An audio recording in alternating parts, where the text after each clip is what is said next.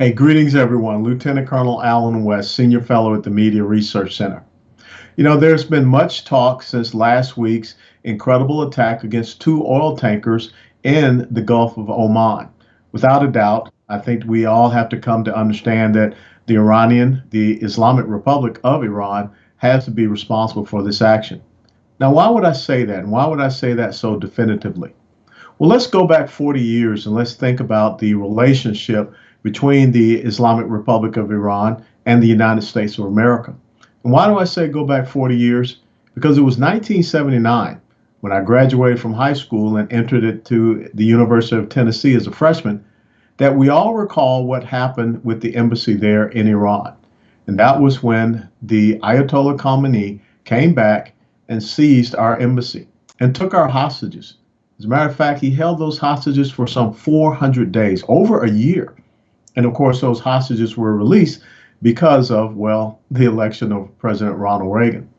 Well, during that time, think about the fact that maybe the Shah of Iran was not the best of fellows, but he was definitely better than allowing the Islamic Republic that we know today to, well, be rekindled, and Islamic terrorism as well. See, from that point on, we have to come to realize that Iran has become the #1 state sponsor of Islamic terrorism in the world. And just 4 years later, in 1983, November to be exact, we all recall the Beirut bombing of the barracks there.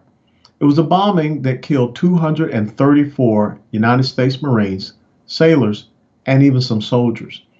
That attack was carried out by, well, the terrorist proxy army of Iran called Hezbollah. And that relationship between Iran and Hezbollah continues on to this day, some 36 years later. But even with all that being said, we now know that after the operations in Operation Iraqi Freedom, that Iran was supplying what is called explosive force penetrators, EFPs, a very lethal, very dangerous improvised explosive device to the Islamic terrorists there in Iraq. The results being 18 to 20% of the maiming and the deaths of our soldiers in Iraq can be attributed to that weapon that was developed by the Iranians and given to Islamic terrorists.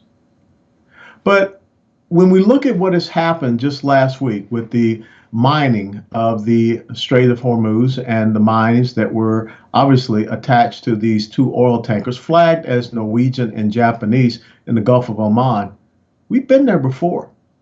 As a matter of fact, it was 1988, April to be exact. The Iran-Iraq war was going on. And one of the things that we did to protect oil tankers, international oil tankers, transiting through international waters, was to provide Navy escorts for those tankers. But in April of 1988, one of our naval warships was struck by an Iranian mine. It was towed into Dubai, did not sink, for repairs. And it was 4 days later that an operation called Praying Mantis, under the direction of our commander-in-chief at the time, Ronald Reagan, took place. Praying Mantis was a response to the Iranian obtuse and belligerent actions, the mining of the Straits of Hormuz and there into the Gulf of Oman. No different from what we have seen just last week. In Operation Praying Mantis, which was the largest naval surface engagement since World War II, we saw our United States Navy go and strike at the Iranian Revolutionary Guards Navy, and they destroyed a frigate and several other boats, as well as some oil platforms. And one of the things that I don't think happened after that attack, after Operation Praying Mantis, that response, I don't recall us going into war with Iran, but it definitely did send a clear message.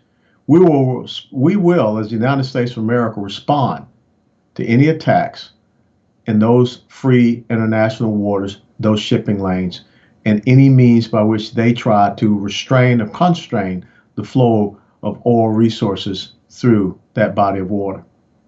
So flash forward to where we are today and what we see happening.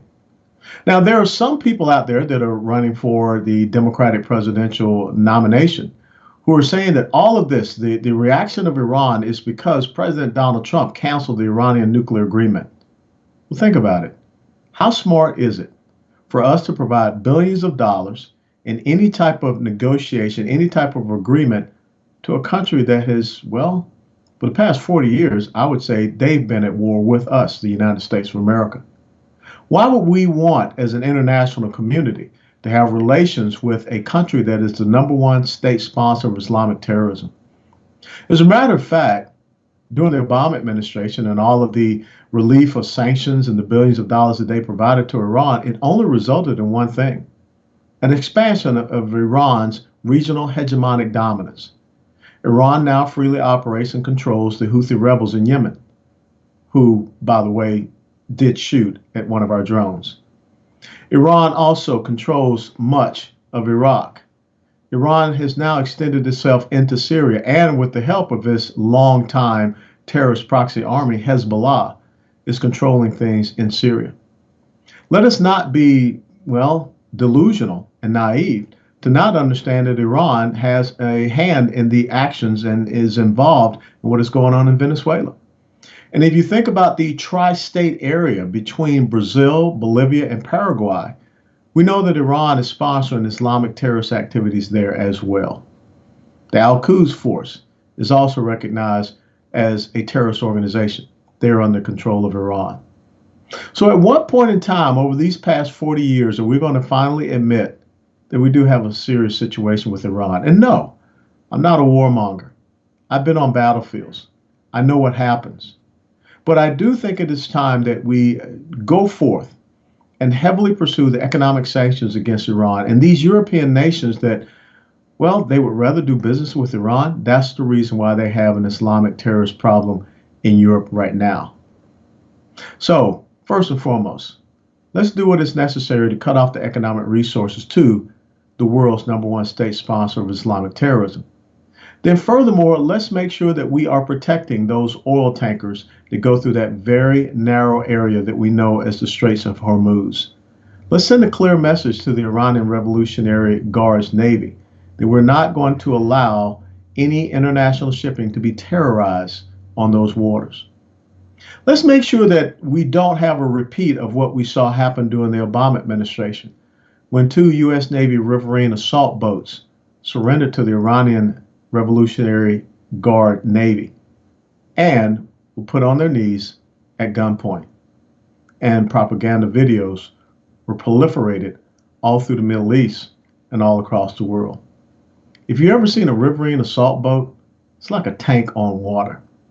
Why would our Navy surrender to little bitty Iranian Revolutionary Guard patrol boats? See, we have fostered this belligerent and obtuse behavior. We have dismissed it. We have said that we are, well, we don't want to confront it. And when you do that, you only embolden it, you only encourage it, you only get what we saw happen last week: the incredible attack on 2 Norwegian and Japanese flag oil tankers. This should not stand. For 40 years, the Islamic Republic of Iran has been at war with the United States of America. The reality of our enemy must eventually become our own reality, or sadly, it will be forced upon us.